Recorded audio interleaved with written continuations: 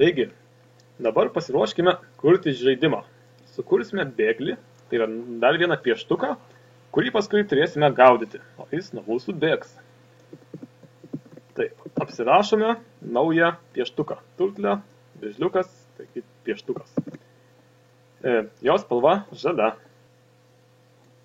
Matot, dabar, kai sukūrėme bėglį, naują pieštuką visada reikia priekį parašyti jo kintamąjį pavadinimą ir per tašką tada nurodai jam vėžliuko grafikos komandą.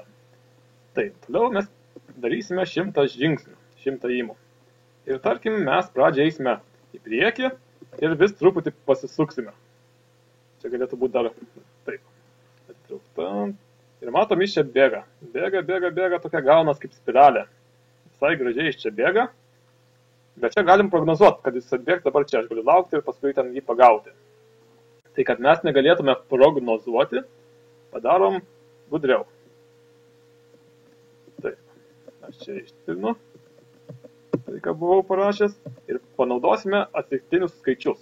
Įkeliam atsitiktinių skaičių paketą, random, iš jo visas galimas komandas, nors mums reikės gal tik vienos. Ir yra komanda randint, int reiškia sveikas skaičius, ir atsitiktinis nuo -200 iki +200. Kaip tik tokios yra mūsų ekrano ribos. Ta patį padarom ir su Y. Ir tada, kai turim susigeneruojam X ir Y, galime vėžliukui liepti tam mūsų bėgliui nueiti į tą vietą. Pabandom. Na va, matote, čia dabar laksto taip nelabai prognozuojamai. Taip, tai jau galima būtų bandyti gaudyti, tik dabar jis taip greit pabėga iš tos vietos, kad, šansų nedaug čia jį spėt, taip sakant, pagauti. Taigi mes dar panaudosime vieną gudrybę, tai yra dar vieną paketą. Laiko modulis, jisai turi tokią savybę sleep komandą. Reiškia, leidžia tam tikrų momentų viską sustabdyti. Nurodai, kiek sekundžių palauksim. Tai mes čia trečdalį sekundės maždaug palaukiam, kol perėsim į naują vietą. Paleidžiam. Matot, jis trumpam sustoja. Čia galima jį jau spėt pagauti. Gerai, dabar reikės pratęsti kaip nesi. Dabar ruošimės gaudimą, kad paspaudus upelę, čia kažkur nuspręstų, ar pataikėm ant to bėglio ar ne. Tai ką mes darysime? Naudosime onClick metodą, bet pradžiai reikia susikurti funkciją, kuri reaguos į paspaudimą. Pavadinkim ją gaudom. Tai aišku, nueisim tą vietą, kur bandom spustelti. Tada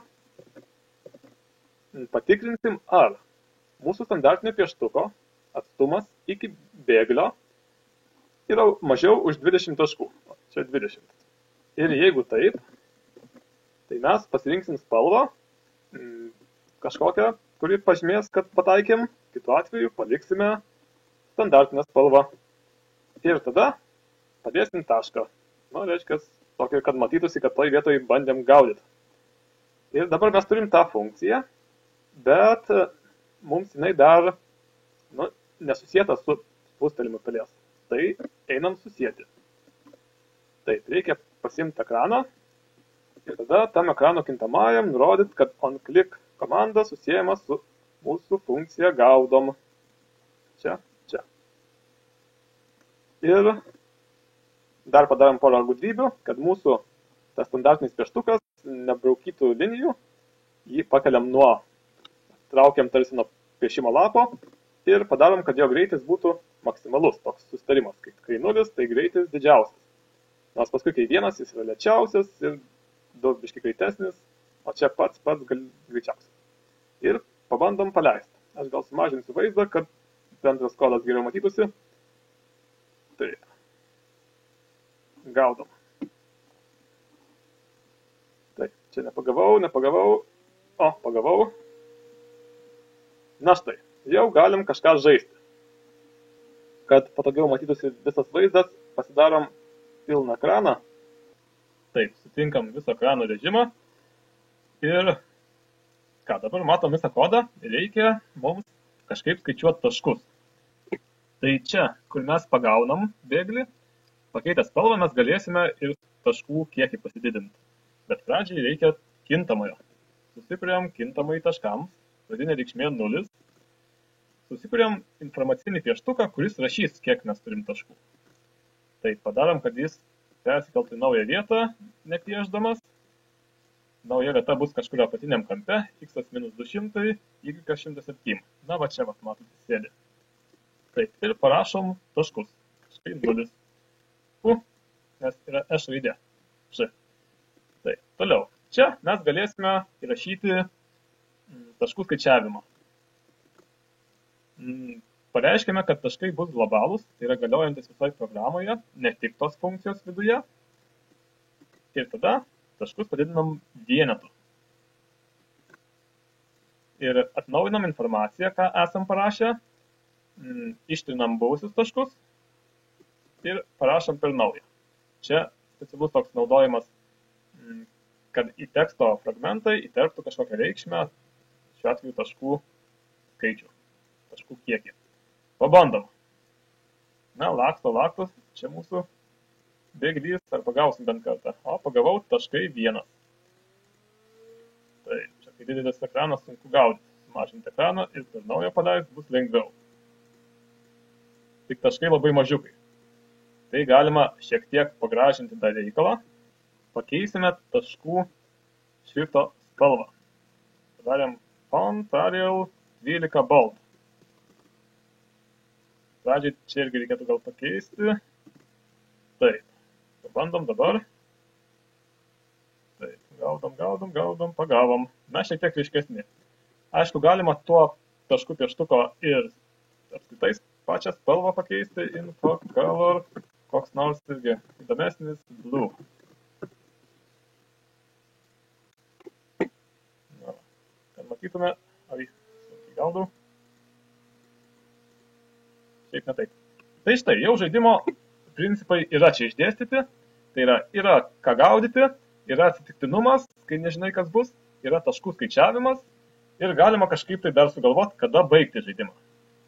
Kad žaidimas pasibaigtų, reikėtų nutraukti šitą kartojimo, reiškia, tai kaip, mes galim pagal taškų kintamai nuspręsti, kad, pavyzdžiui, kai surinksim kažkiek taškų, tai parašom.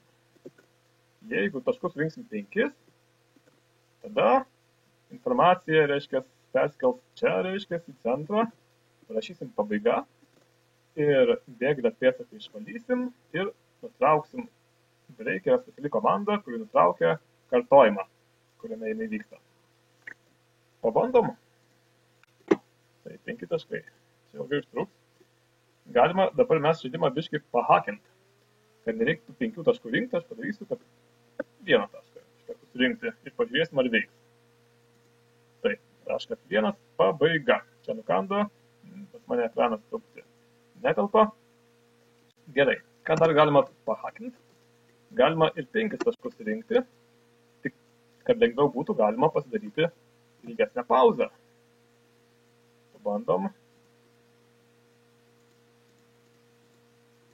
Taip, 1, 2, 3, 4, 5. Jei. Gal ne pabaiga? Ai, pabaiga.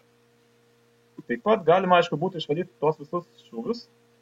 Tai galima ne tik bėglys, bet ir mūsų standartinio pieštuko visus tos, vadinkim, bandymus pagauti.